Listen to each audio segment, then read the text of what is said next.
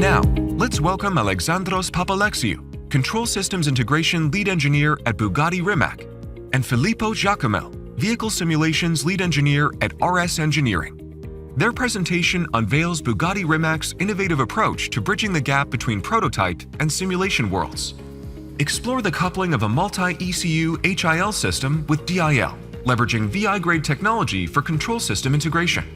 Discover how this revolutionary setup accelerates development, enhances calibration, and maximizes ROI in automotive engineering. Hello, everyone.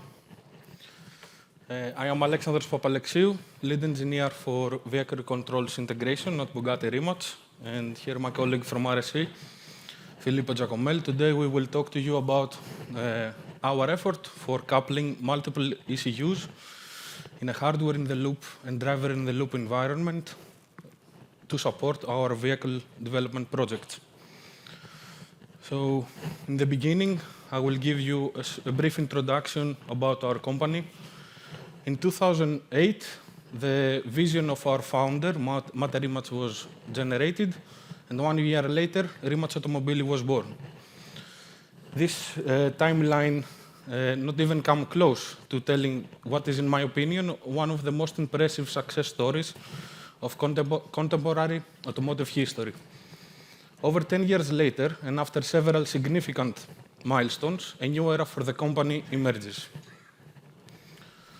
The born of Bugatti Rimac. In 2021 was a big year for the company. Rimac Automobili joined forces with Bugatti Automobiles, making a new entity, Bugatti Rimac, with headquarters in Croatia. Today, Bugatti Rimac is tasked with the development of next generation of Rimac and Bugatti vehicles, combining Bugatti's heritage and with over 110 years of history in automotive excellence, with the state-of-the-art electric hypercar technology that comes from Rimac. Here you can see the company structure, so you can see that we have some of the most influential investors that have invested and believed in our future. Our company has presence in multiple locations. Already this slide is a bit outdated, and in the short future, a few more locations will be added in the portfolio. And now, a brief introduction of why we're using hardware in the loop for our vehicle controls development processes. So let's move onwards with the motivation behind our investment in hardware in the loop and driver in the loop systems. The road to zero prototypes is still long ahead, but we have chosen to take a few steps in this direction. Main reason behind this decision are the cost. So hardware in the loop systems require a significantly smaller capital expenditure compared to having additional prototype vehicles. Timing. The HiL and DiL system is deployed earlier in the program compared to test vehicles. And third, quality and risk. So we are able to catch bugs earlier and minimize the risks for having potential failures through prototype testing. Among the benefits of using such a system include ECUs that are able to be tested in a highly controlled and repeatable environment. The system defects can be detected earlier in the development process with significant return on investment. We are able to simulate a wide range of driving scenarios, such as extreme conditions, road surface changes, and system malfunction. We have the opportunity to create baseline tuning for our control systems even before arriving to vehicle testing. And lastly, we are able to verify the development of our functional safety concept. Eventually, our goal is to deliver the application layer software to the vehicle that satisfies the most demanding customers. But before that, we have to get the stamp of approval from these two gentlemen. So for Bugatti and Rimac. So the choice of the right partners in this trip is detrimental. for the success of our efforts. Thus, we have selected VI Grade and RSEngineering for the supply of the hardware in the loop systems and the technical engineering support for the development. Now we'll pass the stand to my colleague Filippo to give you a more in-depth look in the technical details. Thank you, Alexandros. My name is Filippo Giacomel. I am vehicle simulation lead at RSE. Just a couple of words about our company. We are a quick-growing company located in the heart of the Italian Motor Valley, more precisely Maranello. And we have three main operational business areas. The first one is powertrain design, software and control system development, and finally vehicle simulation for both vehicle dynamics and powertrain design. We've been collaborating with the Rimac group since the beginning of the Bugatti project, initially helping them creating a simulation framework for software validation, software development. We are also developing a component of the software that is running in the vehicle ECU, the hybrid torque structure. And now, partnering with the VI Grade, we are creating with the Bugatti Rimac quite complex hardware in the loop system. One of the main problems that we are facing with the development of high-performance vehicle is that the complexity keeps increasing, especially because of electrification. And this is pushing the development time further away. But at the same time, to keep competitiveness, we have also the push to reduce the development time, and this is creating a lot of issues. Also, one thing that we see is that the availability of the prototype vehicles is shifting towards the job one. And thus the availability, also the data provided by the prototype vehicles is arriving very late in the project. So our idea is that we need to push on the XIL development, so starting as soon as possible with the usage of a model in the loop, and ideally also with the driver in the loop as soon as possible in the project.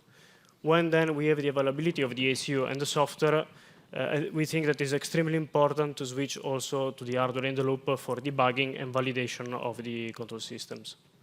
And finally, when the prototypes are arriving, we have much more data coming from them. The driver in the loop is, in our opinion, an extremely important tool because it's providing us with the subjective feedback from the driver and usually is available very soon in the project. As soon as you have a real-time model, you can run the driver in the loop. But is lacking the capability to perform the validation of the physical ECUs. On the other hand, the hardware in the loop is providing us with this capability, but it lacks the feedback from the driver, the subjective feedback. So our idea is to couple those two systems. In this way, we can move one step closer to the real vehicle, and also we can evaluate properly the hardware and the basic software, the ECUs, and for example, also the network latencies. Our journey on the XIL with Bugatti Rimac was organized in 4 main phases. So an initial phase where we work on the development of a modular simulation model that can support all the stages, so model in the loop, driver in the loop, or hardware in the loop. Then the phase 1 was the creation in collaboration with the VI Grade of a longitudinal drivability hill, including the engine control module, the transmission control unit, and also the vehicle control unit. The next step was a combined drivability hardware in the loop, including all the hardware from the phase 1, plus the brake-by-wire ECU, the ESP ECU, and then also the entire brake plant.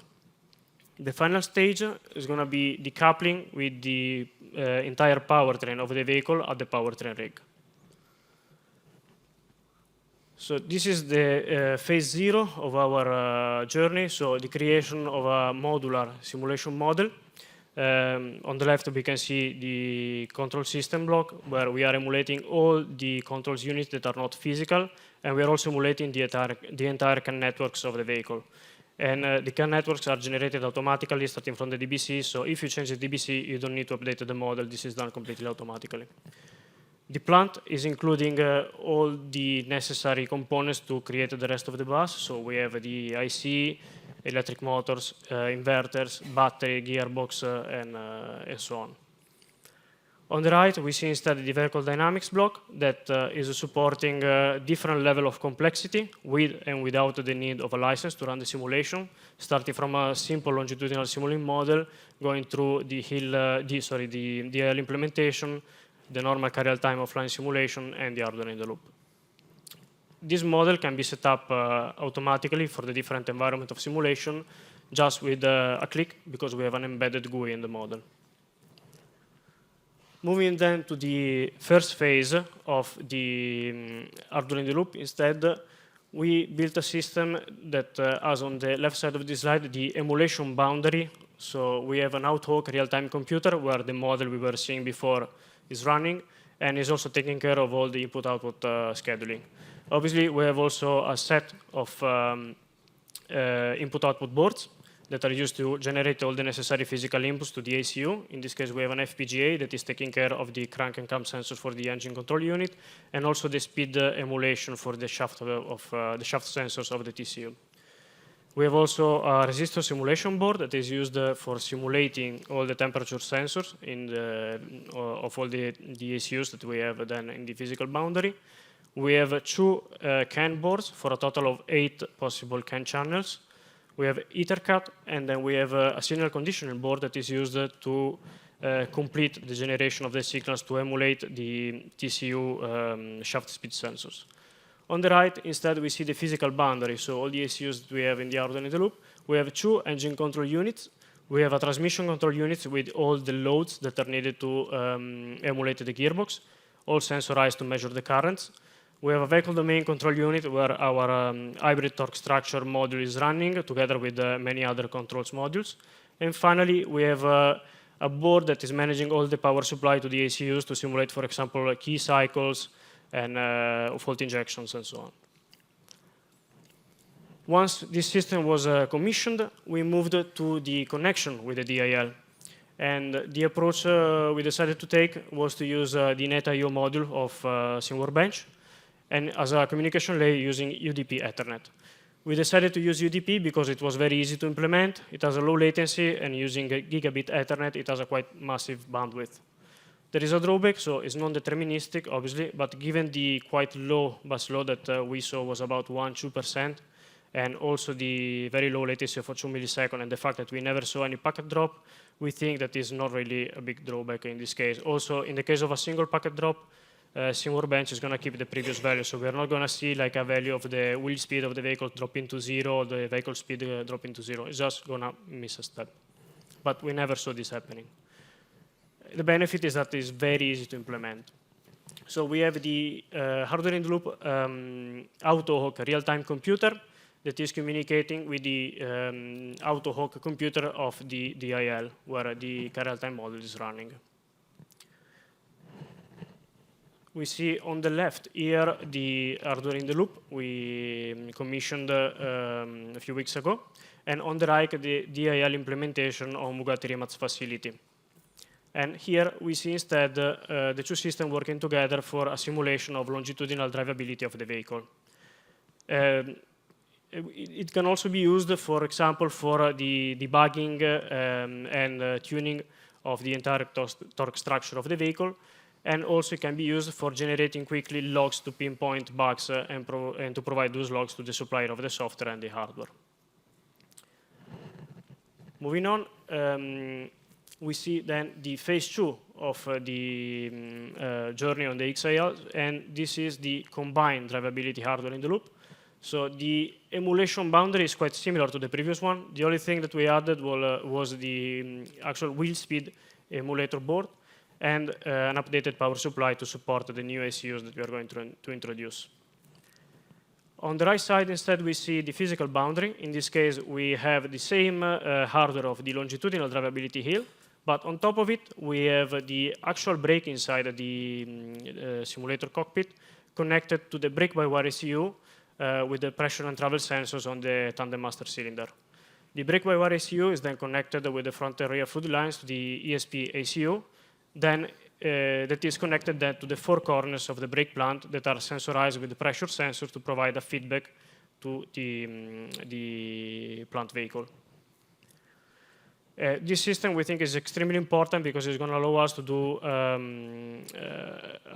lot of tuning on the ABS of the vehicle and also on the ESP of the vehicle, and is necessary to evaluate correctly the combined behavior of the vehicle, so in corner entry and also in corner exit. finally, the last stage of the XIL journey is going to be the integration of the driver in the loop with the powertrain rig. This is going to happen probably this summer. And again, we're going to use the Ethernet UDP protocol just because it is extremely compatible, and we needed to connect the AutoHawk real-time computer of the driver in the loop with the powertrain rig real-time computer. This real-time computer is then communicating with an additional real-time computer where the simulation model we were talking about before is running. And this model is then controlling the entire vehicle powertrain. So we're going to have the driver connected to the real powertrain of the vehicle, the rear gearbox, the rear battery, e-motors, and so on. And in our opinion, this is very important because it's going to enable us to do randomic drive cycles, more closest to RDE. We're going to be very quick on changing the driving scenario. It's going to allow us to do more robust debugging and validation of the entire control system of the powertrain. And also, we can capitalize the experience of the physical testers. And this concludes our presentation. Thanks a lot. And if you have any question, we are happy to answer.